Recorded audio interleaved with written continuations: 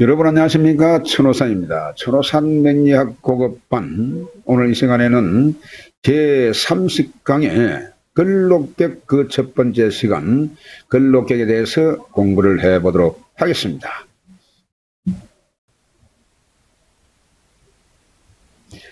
예, 그 첫 번째로 근록이란 그렇습니다.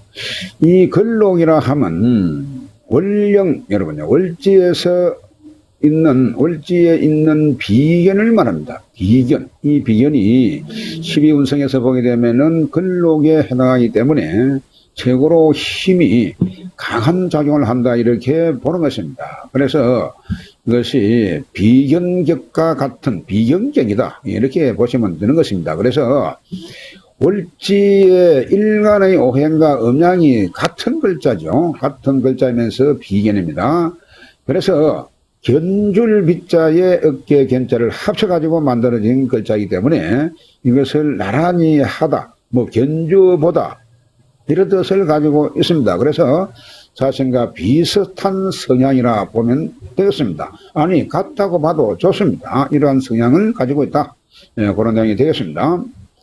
자, 그래서 일간과 오행 및 음양 그리고 속성이 같다고 봐서 비견이라는 이름이 붙여졌다고 볼 수 있는 것입니다. 두 번째로 근록의 속성을 보도록 하겠습니다. 근록의 속성 그렇습니다. 분가하고요, 분리하고 이별, 그리고 양자, 그리고 고독한 면이 있고 독립, 그리고 독행, 쟁투, 비방 등의 뜻을 나타냅니다. 그래서 우리가 앞서 육신에 대해서, 십신에 대해서 공부한 비견하고 같은 속성을 지닌다. 이렇게 보시면 되겠습니다. 그 두 번째로 근록은 의지가 강하고 자존심이 강하다. 그래서 독립정신이 강하고 남에게 지기를 싫어하고 새로운 것을 잘 시작한다. 이렇게 보는 겁니다. 그래서 남에게 묻기를 싫어하고 파당을 잘 지으며 반항심이 강하다. 양의 비견이 음의 비견보다도 더 강하다. 이렇게 보시면 되겠습니다. 그 속성이 같은 비견이 나도 양의 비견하고 음의 비견이 그 성격을 조금 달리한다. 이런 뜻이 있겠습니다. 세 번째로 근록의 육천에 대해서 알아보겠습니다. 남녀공이 이것은 형제자매입니다. 형제자매이고 그리고 사회적으로 보면은 친구고 동료 동질감이 있는 동질을 뜻을 표시한다. 이렇게 보시면 되겠습니다. 그래서 남명에는 처의 간부. 자, 처의 간부. 자, 여러분 처에서 보면은 나가 내 자체가 사실은 처에서는 관성이 되죠. 나에게서는 재성이 되지만 그래서 그러면 이것은 근록은 똑같은 그런 기운이기 때문에 처의 간부가 된다. 즉 처의 애인이 된다 이렇게 볼 수가 있는 것입니다. 그리고 자부를 표시한다 라고 보는 것입니다. 그리고 여명에는 남편의 첩 그리고 동서 시부 등을 표시를 하게끔 되어 있습니다. 네 번째로 근록의 운지를 보겠습니다. 이것은 형적인 관계로 나와 같은 등급의 같은 동급의 관계를 갖는 사람들이라고 했습니다. 그래서 내가 약할 때는 이거는 약해서 필요할 때는 나를 돕는 대상이 되지만 내가 강할 때는 나의 몫을 나누어 가져야 하는 그런 대상도 된다. 이렇게 이해를 하셔야 됩니다. 이 비견은 근록은 내가 약할 때는 나를 도움을 줄 수 있는 그런 돕는 대상이 되지만 나의 기운이 강할 때는 이것은 절대적으로 나의 것을 뺏어 먹으려고 하는 이러한 기질이기 때문에 나누어 가질 수밖에 없는 그러한 대상이다. 자, 이렇게 이해를 하시면 되겠습니다. 그 두 번째로 보겠습니다. 이 근록이 많은 사람은, 즉 비견이 많다 이렇게 볼 수가 있는 것이죠. 그래서 자존심과 독립심이 강하여 남의 말을 잘 듣지 않으며 앞서 언급을 했습니다마는 그리고 남의 밑에서 일을 못합니다.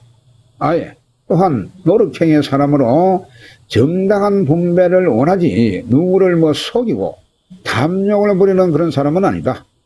자, 이렇게 보시면 되겠습니다. 그래서 비견이 많으면, 사주에 비견이 많다고 하는 것은 나의 재물은 한정이 되어 있고 이 한정된 재물을 나누어 갖자라고 하는 겁니다. 이것이 비견이. 그러다 보니까 이것을 항상 내 것을 뺏어 먹고자 하는 그러한 부류가 많이 생기게 되는 그런 경우가 발생할 수 있습니다. 자, 다섯 번째, 근록격을 취하는 법입니다. 근록격을 취하는 법은 앞서 기술한 대로 월지의 비견을 격으로 취합니다. 자, 월지의 비견을 격으로 취하는데 원래 투출된 이 비견으로는 격을 취하지 않는다. 이렇게 설명을 드렸습니다. 그 두 번째로 보겠습니다. 그러나 이 근록격은 12운성의 근록에 해당하는 비견이 월지에 있는 것을 말합니다. 그냥 월지 비견입니다. 이것이. 자, 그 세 번째로 보겠습니다. 원래 이 근록격은 외격으로 보는 것이 원칙입니다. 그러나 편의상 10정격에 포함시켜서 놓은 것임을 참고를 하시기 바랍니다. 외격에서 봐도 좋고 편의상 10정격에서 보는 것도 역시 나쁘지 않다. 그런 의미에서 여기에 10정격에 포함을 시킨 것입니다. 다섯 번째, 근록에 취하는 법. 그 네 번째 순서입니다. 일간 갑일이 인을 생기면 인이 갑의 근록이 되므로 이를 가리켜서 근록격, 그렇게 부르는 겁니다. 일주의 비견이 일지에 있을 때는, 자, 앞서 말씀드린 내용은 일간이 만약에 갑목이라면 갑목의 비견이 인이기 때문에, 지지로서는 인이기 때문에 그것이 월지에 있을 때에 이것을 근록격, 그렇게 부르고, 그 비견이 일지에 있을 수가 있는 겁니다. 만약에 갑일간이라면 일지에 인이 있을 수가 있죠. 그래서 이럴 때에는 이것이 전록격 하는 겁니다. 이것이 전록격, 그렇게 부르고, 그리고 일주의 비견이 시지에 있을 경우도 있습니다. 이때는 이것을 기록이라고 부르면서 기록격, 그렇게도 부른다. 그런 내용이 되겠습니다.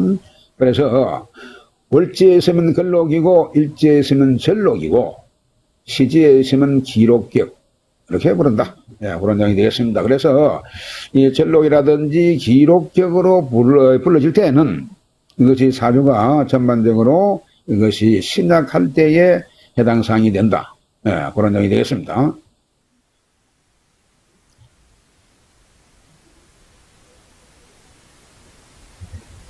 자, 여섯 번째, 근록격의 성립입니다. 근록격의 성립은 여러분 일주가 전부 다 식간에서 보게 되면은 생월지지가 지금 말씀드린 대로 갑목은 인이 비견이고 을목은 묘가 비견이고 병은 사가 비견이고 정은 오가 비견이고, 자, 무토는 사 중에 무토가 있습니다. 그래서 같이 비견이고 이것은 또 편인이 되죠. 그래, 이것 또한 근록으로 이름을 부른다. 그런 내용입니다. 기토도 마찬가지입니다. 오중에 기토가 있습니다. 사실은 이게 오행을 보게 되면 이것은 무기토에서는 사오가 이것이 인성이 되죠. 그래서 편인이 되는데, 그래서 이것을 역시 근록이 되기 때문에 12운성에서는 근록이 되게끔 되어 있습니다. 그래서 근록격, 그렇게도 부르고, 또한 이것을 그냥 편인격 해도 됩니다. 그래서 한 사주가 이 격의 이름이 2개 내지 3개까지도 생기는 경우가 있습니다. 보면은. 그래, 그 점을 참고하시고, 자, 경금에서는 신이 근록이죠. 신이 비견. 신에서는 유가 비견이고, 임수에서는 해가 비견이고, 계수에서는 자수가 비견에 해당하죠. 그래서 이렇게 비견격으로 성립이 되는 걸, 이것을 바로 근록격, 그렇게 부른다. 그런 내용이 되겠습니다. 자, 그 7번째 근록격의 용신법입니다. 근록격의 용신법은 월지의 비견을 지니면서 격을 이루는 구조이기 때문에 이 격을 이루면 자연히 신앙할 수 있는 요소를 지니므로 신앙하면 응강재관을 용신해야 하는 겁니다. 자, 다시 한번 설명드립니다. 월지의 비견이기 때문에 월지의 비견이 있으면 이는 완전하게 등령을 제대로 한 것이죠. 그래서 등령을 하게 되면 조금만 일지나 시지가 도움을 주면 이것은 사주가 신강할 수가 있는 겁니다. 그래 신강한 그러한 사주가 될 수가 있기 때문에 이때는 응당이 재성이나 관성으로 재관을 아주 기쁘게 생각하고 용신의 자격이 주어지는 것입니다. 자, 그렇습니다. 이때는 재관을 용신을 해야 반드시 사주를 바르게 볼 수가 있는 것입니다. 그래서 두 번째로 보겠습니다. 또 재관을 용신하게 되면 기하게 되는 건데 그러나 월지의 비견이면은 신앙할 확률이 높으나 자 그렇다고 반드시 신앙할 수가 없으므로 사주정을 살펴서 용신을 결정해야 된다.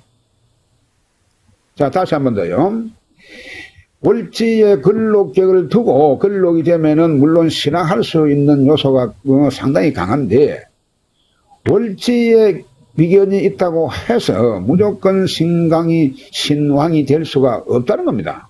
그렇기 때문에 앞서 1번 항에서는 재관을 기뻐하고 재관을 용신한다라고 했습니다만은 그러나 신약이 되면은 이것은 재관을 기뻐할 수가 없는 거죠.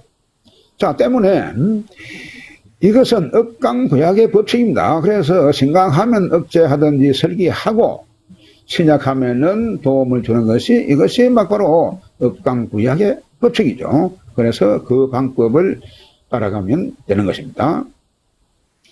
자, 근록격 용신법의 그 세 번째로 일반적으로 근록격은 무조건 용신은 관성이다 이렇게 하면은 매우 곤란한 뜻입니다. 앞서 말씀드렸죠. 그래서 보통 근록격을 이루면 재간을 기쁘하는 것은 맞습니다. 신앙하니까. 자, 보통 재간을 기뻐합니다.